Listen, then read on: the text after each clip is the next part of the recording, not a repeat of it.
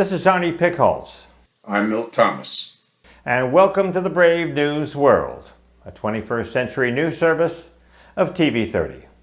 In honor of the Thanksgiving holiday, our theme today is talking turkey and eating crow. Now that Thanksgiving weekend is over, we can look forward to the brightest spot on the 2020 holiday calendar, New Year's Day 2021. At least that's true for some. But first, we just can't skip over Thanksgiving without remembering what it was all about back in 1620, when those fun-loving Puritans landed at Plymouth Rock. It was a grueling 65-day voyage to the New World, but worth every cramped and disease-ridden minute. They were leaving behind persecution and immorality in Europe to start a new life on our pristine shores, untouched by human sin and depravity. So imagine how surprised they were to meet the Wampanoag, longtime residents on whose land they had just trespassed. After a brief welcoming exchange of arrows and gunshots, their shaky start ended up with both parties signing a treaty. Then the Pilgrims went on to endure a severe winter when 52 of them died. Welcome to America. Thanksgiving as we know it began in November 1621, when the Pilgrims celebrated their first harvest by serving a communal dinner. As part of the festivities, they customarily shot their blunderbusses into the air. The sound of gunfire, though, brought the Wampanoag warriors expecting a treaty violation. But they were embarrassed instead to find that they were invited to dinner. There they feasted on presumably turkey, but probably also ate some crow as well. No, seriously, crow was likely on the menu. 50 years of peace followed, until the Europeans gradually took over and the Wampanoag, along with millions more of Native Americans, died from diseases the Europeans had brought with them. This latest Thanksgiving was also overshadowed by disease and conflict. The disease is, of course, coronavirus, and the conflict was over whether to share Thanksgiving with family from around the country, as people did every other year, or isolate strictly with live-in family, as recommended by those buzzkills at CDC. So the 2 points of view represented opposing factions in many families this year. Those who felt the virus as somebody else's problem and should not interfere with their lives, and those who feared coronavirus would kill them just as the smallpox did to the Wampanoag. Now that Thanksgiving is over, we can see who made the right call. Well, we should probably wait another week or so. If no one attending the festivities contracts the virus, then corona naysayers can claim victory and the worrywarts can eat crow. But if several of those, or most of those who attended Thanksgiving dinner contract the virus, then the worrywarts can claim victory, and the naysayers can hopefully recover. So based on the recent presidential election, it appears that nearly half the country interpreted the coronavirus threat as much ado about nothing, whereas more than half the country saw it as a modern plague. To what do we owe this Civil War-like, diametrically opposed interpretation of a worldwide pandemic? Well, it's much like the way each side interpreted the cause of the First Civil War, the right of states to determine whether or not people could own slaves, versus the Constitution's guarantee that all men are created equal. So you can see how the words that unite us can often be the same words that divide us, which allows us to segue into a closer examination of how we talk to each other. Arnie? And today's topic is talking turkey and eating crow. Unfortunately, we are not talking about Thanksgiving dinner, although we are or should be thankful for living in our democratic country, where the vote is sacred and the people are kings over their lives and their property. We can easily see that our country is divided in so many ways, particularly in terms of our opinions. And now, more than ever, it's difficult to get to the truth, with the different media squawking about their own viewpoint and their take on exactly what the truth is. Today, we're going to attempt to talk turkey about talking. I guess you could call this segment Talking About Talking, and we'll commemorate this to the gobbling turkey with Talking Turkey. Where does the power of political conversation come from? The term talk turkey means to discuss something honestly and openly. When someone talks turkey, they get to the point by telling the truth based on fact. This also applies to the business world, where talking turkey refers to a discussion of a business deal also rooted in fact and in truth. So let's talk turkey about the situation we now face in our country and in our democracy. We'll begin with a few facts. It's been said that truth is a weapon of power. We can imagine that when we're negotiating with another country, there are questions, investigations, negotiations, and the reward for a job well done. These negotiations are based on truth and on trust, and the rewards are based on both sides being able to understand what the other wants and what they are willing to give up to achieve their mutual goal. This is the power of words and speech, what we say and how we say it. Aristotle, the famous Greek philosopher, wrote that man's political essence, which makes us unique among all other creatures, is the capacity of speech attached to reason. What we are asking for has to be in the realm of doable, understandable, and logical. All reasoning is based on data, information, and evidence that can be shared by everyone. Daniel Moynihan was an American politician, sociologist, and a diplomat. He was a member of the Democratic Party, and he represented New York in the United States Senate, but he also served as an advisor to Republican U.S. President Richard Nixon. He felt that upper-class lying, and political lying in particular, would ultimately destroy the way people would communicate truth to each other. As the language of politics grows more corrupt, we the people would lose our sense of reality, what we see that is good and right for each of us. He predicted that we are creating middle-of-the-road politicians who will seemingly say anything to get elected, like creating a political fantasy land. And Against All Hope, a memoir of Fidel Castro's prison camp system, Amendo Valladares tells us in excruciating detail about his 20 years of torture and neglect. He was beaten with everything from chains to truncheons to bayonets. He was fed maggot-infested remnants of rotted food. We'll spare you the details, but when Castro died in late 2016, the New York Times ran an illustration on its webpage that Castro was seen as a ruthless despot by some and hailed as a revolutionary hero by others. How could this be for a person trying to make sense of these extremes and question what is the truth, without lack of favoring one side or the other, or with freedom from bias? A more recent example is reporting an episode when Donald Trump had a vision of Muslims rioting in celebration in Jersey City on the afternoon the towers fell on September 11th. Was it true? Was it an exaggeration? What benefit would that offer a very public person? Of course, all politicians lie, right? Hillary Clinton and her email scandal, and Bill Clinton dissecting the meaning of is or is not with his intern scandal. The journalist Selena Zito concluded that Trump's supporters took him seriously, but not literally, whereas his critics took him literally, but not seriously. Let's look at those two ideas and what they do reveal. Lying or distorting on the world stage has a direct effect on their cred, where the world will not take our elected officials at their word because they are puffing and saying things that are not meant to be taken literally. Are we to take the words of these important people literally, but not really seriously? Or are they serious even though what they say isn't? You might want to call that a kind of paradox. Barack Obama was right when he said that the words presidents use can start wars or move markets.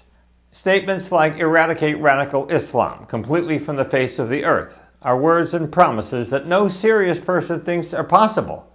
It is likely the next chief executive will have to rebuild, if nothing else, the language and credibility of the office. The Judeo-Christian tradition sharply emphasizes the integrity and meaning of words and letters, as well as symbols. In Jewish thought, the importance of speech is signaled in the first lines of Genesis, when it is the mechanism God uses for creation. The Christian Gospel of John begins by paralleling Genesis. In the beginning was the Word. Ancient historians write that if recklessness is confused with courage, we have only fooled ourselves with chicanery and deceit. George Orwell was the author of the book many of you read in high school, 1984, in many ways predicting in 1949 what the world would look like today. He wrote that to control words is to control the levers of power. But if your thought corrupts language, he says, language can also corrupt thought. What he means is that words are so powerful, they can do great things or they can do great harm. Word choice is important. It affects everyone and everything. Today, 47% of Americans who identify as consistently conservative call Fox News their main source for news about government and politics. Liberal voters, on the other hand, turn to a greater diversity of sources because a greater diversity of sources appealing to them are available, such as CNN, NPR, MSNBC, and the New York Times, and so on.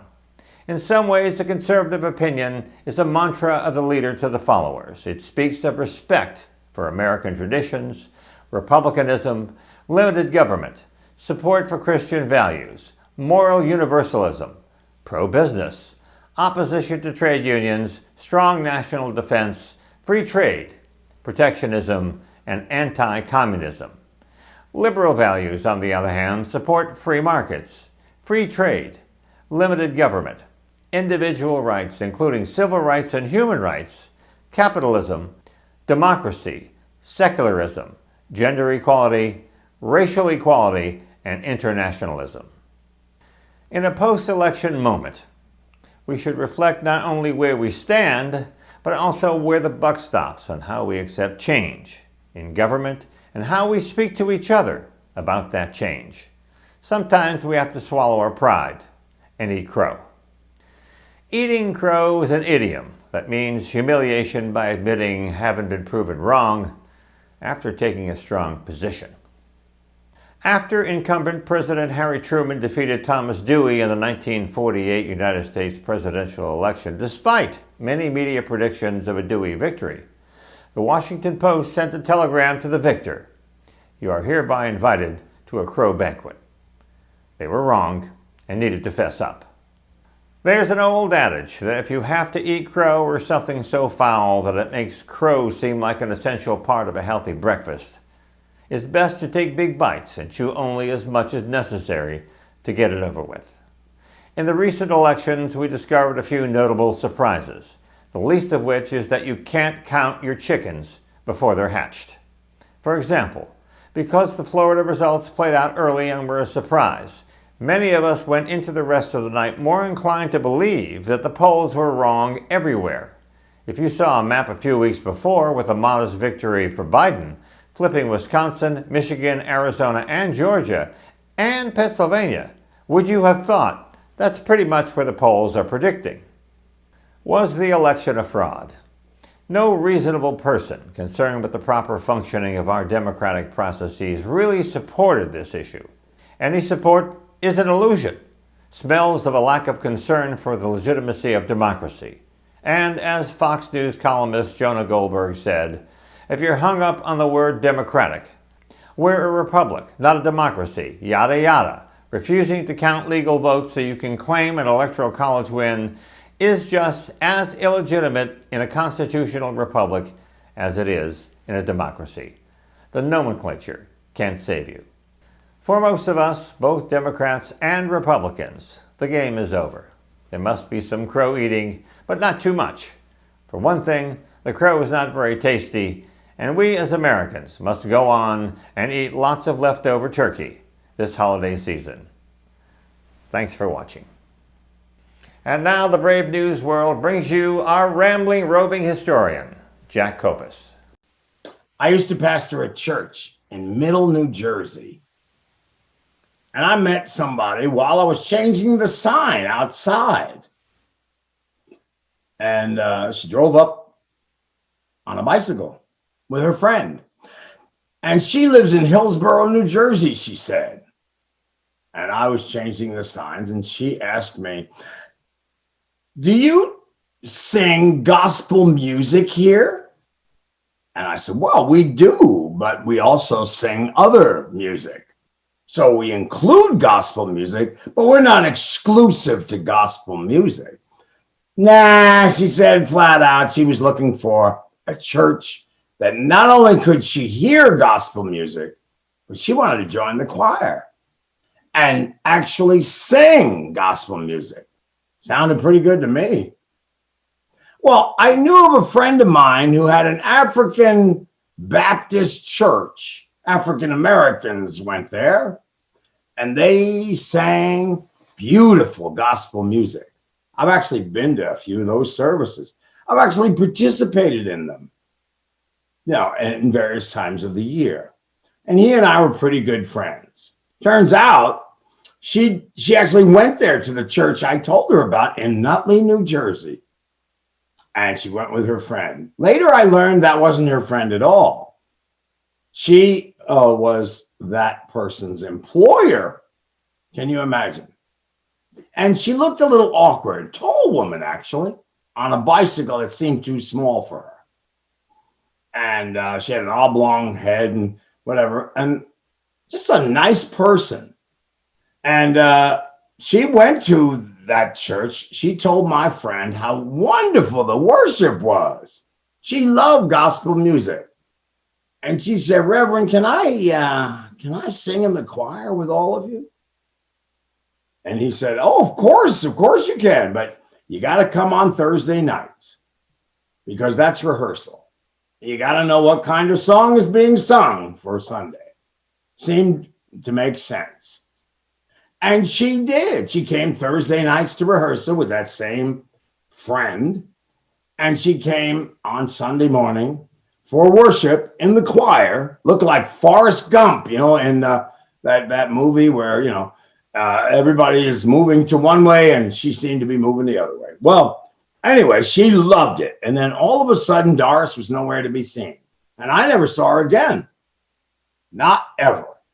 I changed the sign so many times and she never rode up in a bike. And I just forgot about it. And so did my friend. Until one day, my friend called me. He was all shaky. And he said, I think you need to see this. Maybe you should either turn on your TV or go get a newspaper. Doris had died. And he said, do you know who that was? I said, no, actually, I didn't. He said, that Doris was, in fact, Doris Duke. And she was the wealthiest woman at the time in all of America. You don't say, I said. The wealthiest woman. She just passed away. Now, I was talking to the world's richest woman and didn't know it. Wow. Doris Duke, of all people. Well, when she died, she left $1.3 billion. Didn't have any children. Didn't have any relatives to speak of. Why, she lived in a mansion so large, and the grounds, there was, thousands of acres of land in Hillsborough, New Jersey. She also had homes in Hawaii. She had the world's greatest Egyptian collection of art. None of that I knew. Well, she, in her will, when they finally read her will, she gave $1 million tax-free to my friend, the minister, not to the church, but to him. Because she said in her will, because he let me sing in the choir. So needless to say, anytime I saw any new people coming into church, I would encourage them, please join the choir. And that's the way I see it.